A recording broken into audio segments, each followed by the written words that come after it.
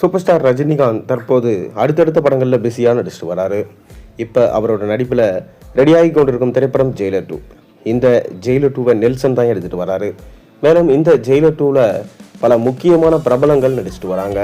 முக்கியமாக சொல்லணும்னா ஜெயிலர் 1ல் யார் யார் நடித்தாங்களோ அவங்க எல்லாருமே ஜெயிலர் 2லையும் இருக்காங்க. எக்ஸ்ட்ராவாக நிறைய கேமியோஸும் இந்த படத்தில் இருக்கான். அதாவது லிஸ்ட்டு ரொம்ப பெருசாக போய்கொண்டே இருக்குது. அந்த அளவுக்கு பார்த்தீங்கன்னா ஆட்களை ஜெயிலர் 2வில் நெல்சன் சேர்த்திருக்காரு. ஒரு பக்கம் பார்த்தீங்கன்னா விஜய் சேதுபதி, எஸ்ஜே சூர்யா, மிதுன் சக்கரவர்த்தி போன்ற மிக முக்கியமான நடிகர்கள் தற்போது இணைஞ்சிருக்காங்க. ஷாருக் கான் இந்த படத்தில் ஒரு கேமியோவில் நடிக்கிறதா சொல்லப்படுகிறது. மேலும் ஜெயிலர் 1ல் இருந்த ரம்யா கிருஷ்ணன், வசந்த் ரவி, மிர்னால், யோகி பாபு, தமன்னா, ரெடின் கிங்ஸ்லி, சிவராஜ்குமார், ஜாக்கி ஷராப், சுனில், மேலும் மோகன்லால் எல்லாருமே இந்த படத்துலையும் இருக்காங்க.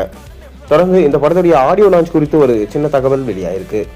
அதாவது ஜெயிலர் 1 படத்துடைய வெற்றியை தொடர்ந்து ஜெயிலர் 2 படத்தை பிரம்மாண்டமாக எடுக்கிறாங்க சன் பிக்சர்ஸ். ஜெயிலர் 1 படம் 650 கோடிக்கு கலெக்ஷன் பண்ணது. அதே போல் ஜெயிலர் 2 படமும் கலெக்ஷன் பண்ணும் என எதிர்பார்க்கப்படுகிறது.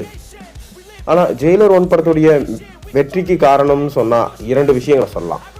ஒன்று பார்த்தீங்கன்னா அனிருத்தோட இசை, அதை ரஜினியே சொல்லியிருந்தார். இன்னொன்று எல்லாருக்கும் தெரிஞ்ச விஷயம், ஆடியோ லான்ச்சில் ரஜினி பேசிய காக்கா கவுக்கு கதை வைரலாக போனது தான்.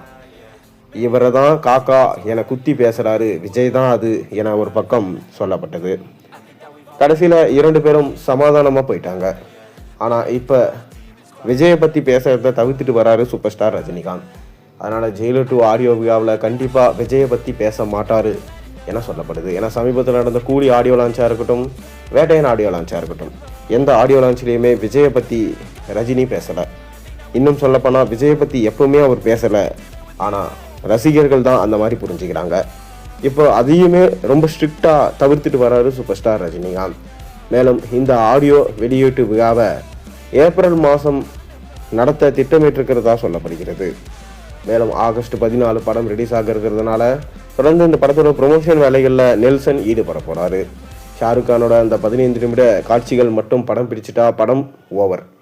அதை தொடர்ந்து அடுத்தடுத்த வேலைகளை ஸ்டார்ட் பண்ணிடுவார் நெல்சன்.